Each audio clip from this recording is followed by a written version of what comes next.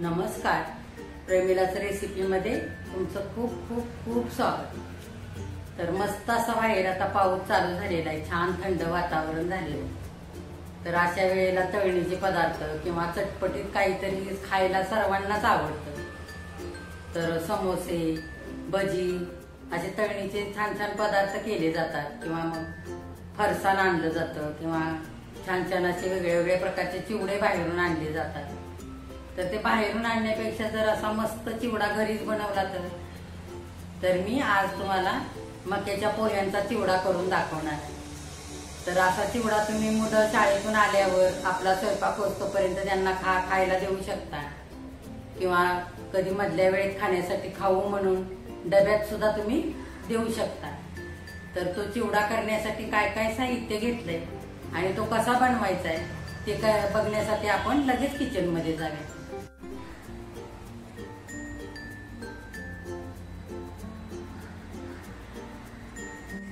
आता माझ्या पद्धतीने मक्याच्या पोह्यांचा चिवडा मी करून दाखवणार आहे। त्याच्यासाठी काय काय साहित्य घेतलंय ते बघूया। हे बघा, मी हे मक्याचे पोहे घेतलेत असे, हे 400 ग्राम पोहे आहेत। तर हे किराणा मालाच्या दुकानात किंवा डीमार्टला सहज मिळतात, हे वर्षभर केव्हाही आपण घेऊ शकतो। ही डाळ घेतली मी, तिखट डाळ अर्धी वाटी। इकडे फरसाण घेतलंय पाव किलो। इथे मी घरी केलेली शेव घेतली।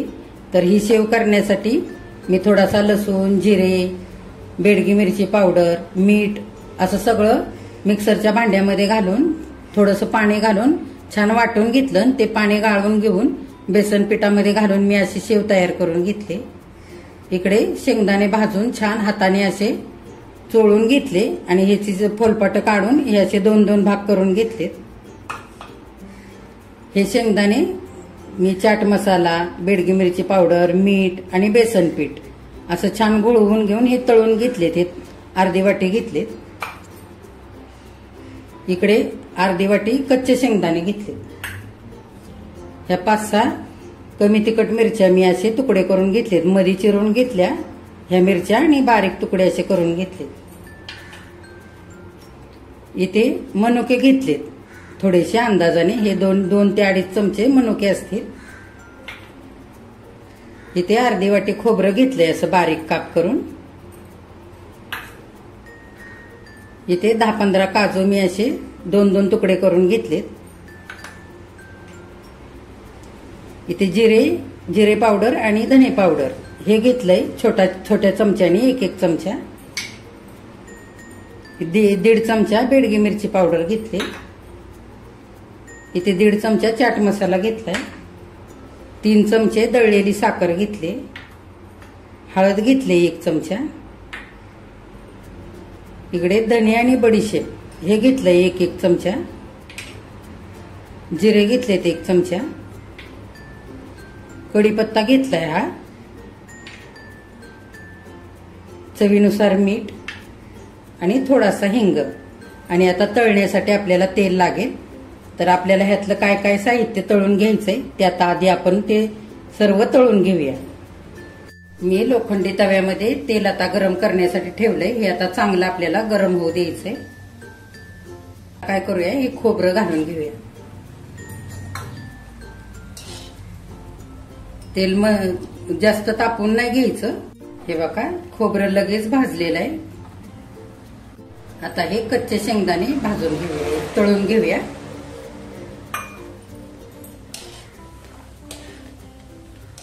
असेच तळायचे।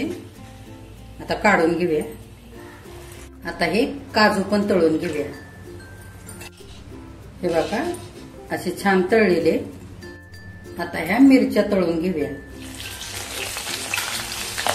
तळलेले अशाच तळून घ्यायच्या, म्हणजे हे चिवड्याबरोबर खाता येतात। आता ह्या पण मी काढून घेते। आता आपण हा कढीपत्ता तळूया, असा झाऱ्यावरतीच घालूया म्हणजे जास्त करपणार नाही। हा पण चांगला कुरकुरीत करून घ्यायचा आहे। हा सुकवलेला कढीपत्ता आहे। आता आपण तेलामध्ये मक्याचे पोहे तळून घेऊया। असे थोडे थोडे तेलामध्ये घालून घ्यायचे। आणि चांगले असे हलवायचे वर खाली. हे बघा सगळे मक्याचे पोहे आता तळून तयार झालेले आहेत. हे बघा छान असे कुरकुरीत तळलेले. हे बघा हे पोहे तळताना चांगलं कडकडीतच तेल असायला हवं, तरच हे छान असे फुलतात पोहे. आता आपण सगळा मसाला तयार करून घेऊया. हे बघा ही बेडगी मिरची पावडर ही घेऊया. ह्याच्यामध्ये धने आणि जिरे पावडर ही पण टाकूया. हळद घालायची, चाट मसाला आणि हिंग. आता हे चांगलं आपण एकजीव करून घेऊया. आता आपल्याला चिवड्याला फोडणी करायची. त्याच्यासाठी आता मी काय करायचं ते दाखवते. हे बघा हे आता आपण आधी हे तळून घेतलेलं सगळं साहित्य आहे. इकडे शेंगदाणे, इथे खोबरं, इथे काजू, इथे मिरच्या आणि कढीपत्ता. हे आपण आधी तळून घेतलेलं सगळं साहित्य. आता ह्याच्यामध्ये बाकीचं साहित्य आपण घालून घेऊया. हे बघा ही डाळ आहे, तिखट डाळ, ती घालूया.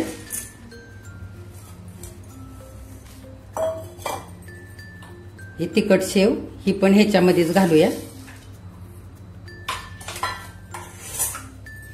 हे भाजून घेतलेले शेंगदाणे, हे आपण बनवलेले मसाला शेंगदाणे आणि हे फरसाण, हे सगळं एकत्र करूया आणि चांगलं हाताने आता एकजीव करायचं. हे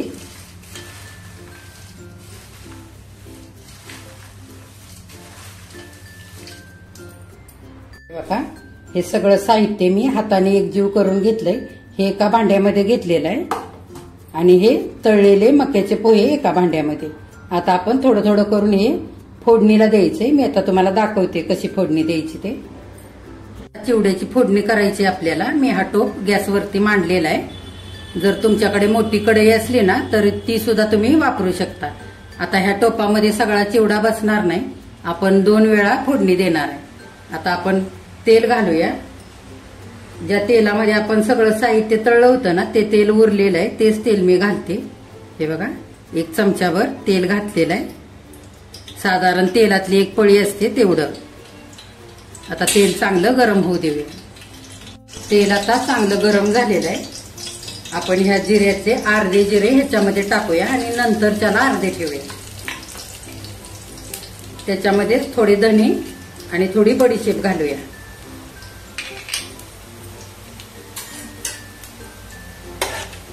चांगलं हलवून घ्यायचंय, चांगलं फुलू द्यायचंय. आता हे मनुके घेतले त्यातले अर्धे घालूया आणि चांगलं हलवून घेऊया. आपण आधी हे मनुके तळून घेतले नव्हते. आता हा मिक्स केलेला हा मसाला त्यातला अर्धा घालूया. हे बघा आणि चांगला तेलामध्ये परतवून घ्यायचा आहे मसाला. आता चांगला मसाला परतलाय. हे पोहे घालूया. हे पण अर्धेच घालायचे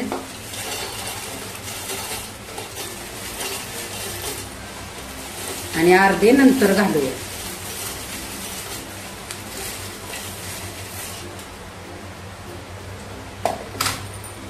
तर मसाल्यामध्ये हे चांगले पोहे हलवून घ्यायचे.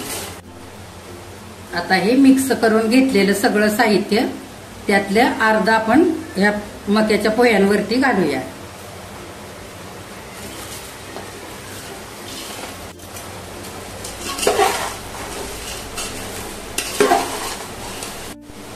आता चवीनुसार मीठ घालूया.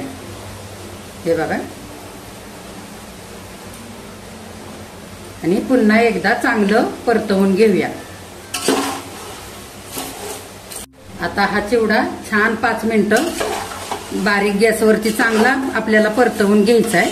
हे बघा मक्याच्या पोह्यांना छान फोडणी देऊन सगळं साहित्य एकत्र करून आपला चिवडा मस्त असा तयार झालेला आहे.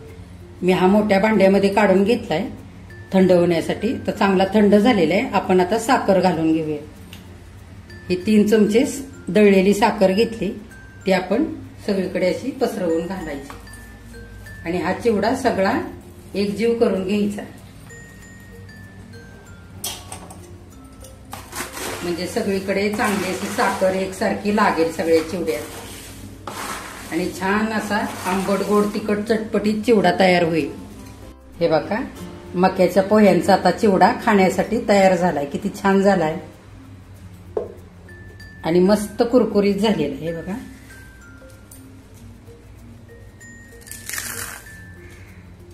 हा चिवडा तुम्ही कधीही करू शकता।